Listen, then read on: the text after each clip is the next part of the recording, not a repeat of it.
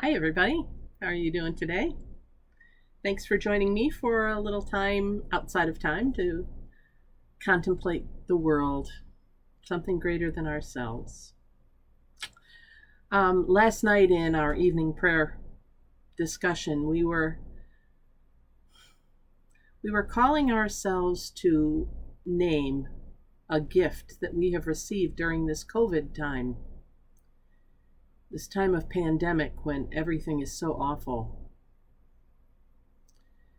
When the world is in turmoil, our nation is in turmoil, depending on where you live in the nation. In our country, it's the possibilities are that it is deadly. And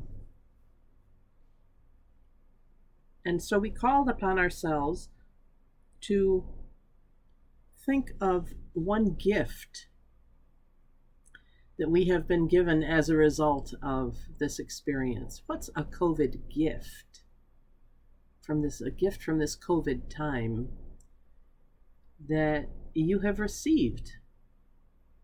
And at first there was a lot of silence. One woman even laughed a little, and she said later, when it was her turn to share, she said, I never thought of it. I couldn't imagine that there were any gifts.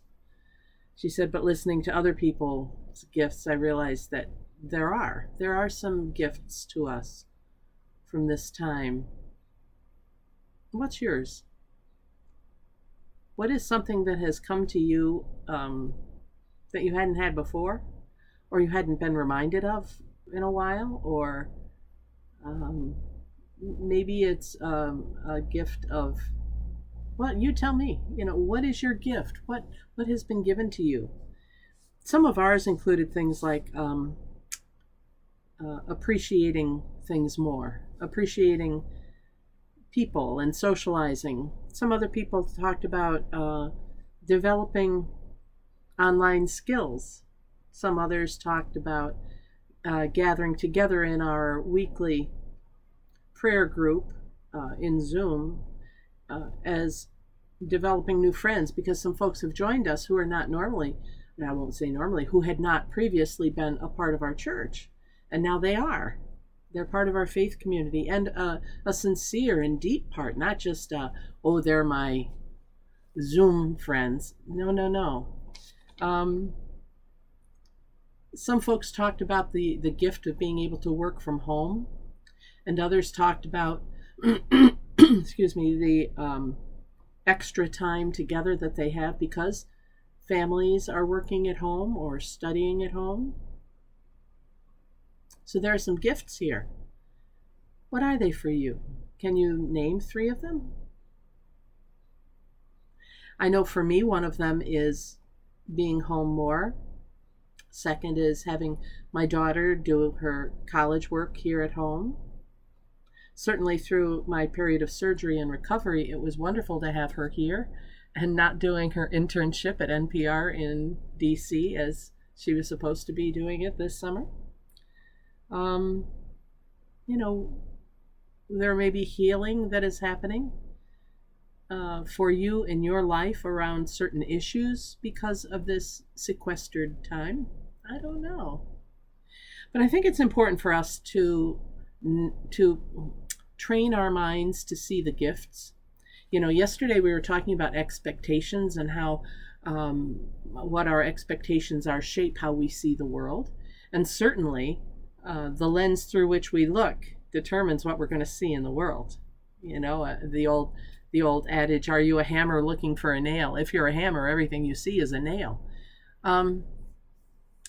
I think that that's true. I think that we lock ourselves into ways of thinking sometimes when we shouldn't, when we should remain open and our expectations broad.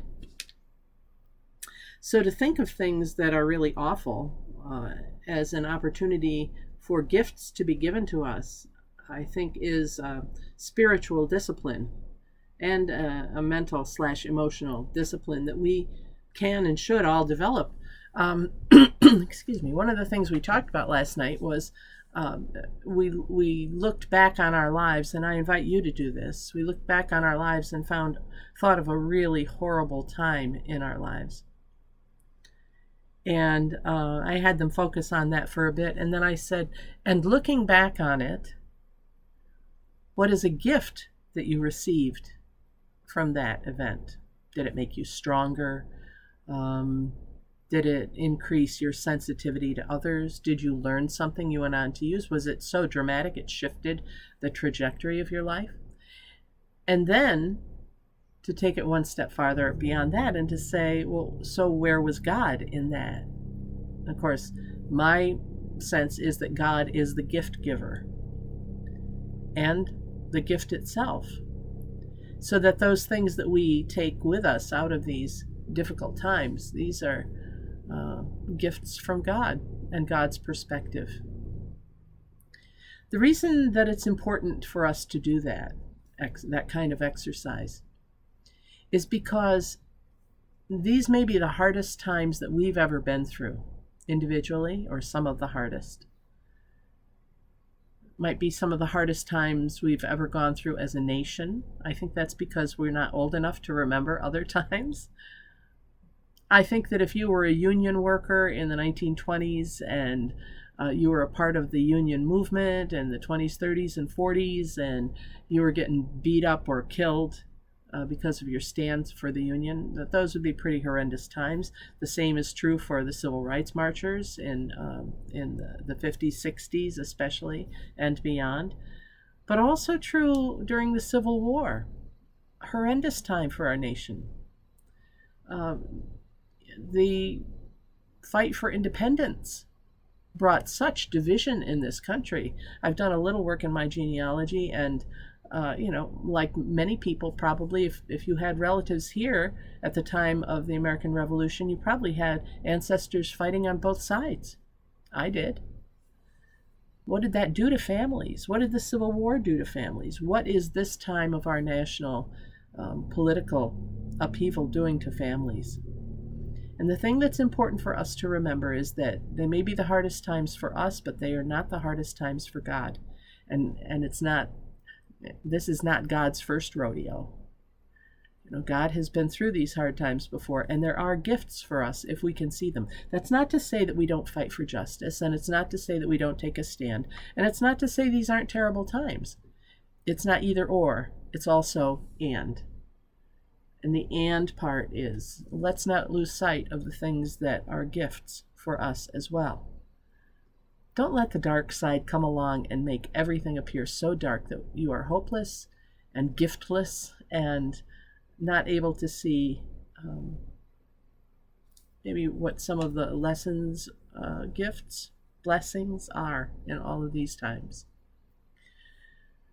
Thanks for joining me for this time. I hope that gives you something to think about, not only today, but if you're watching it on a Friday, then over the whole weekend. For those of you interested, our worship service is up on YouTube for the weekend worship. We hope that you'll come and join us. And if your only contact with us is something like this prayerful pause with the pastor, we thank you for being with us during this time. I'm Pastor Deb Swift of South Presbyterian Church in Rochester, New York. I hope you have a really great day. God bless. Take care. See you next time. Bye for now.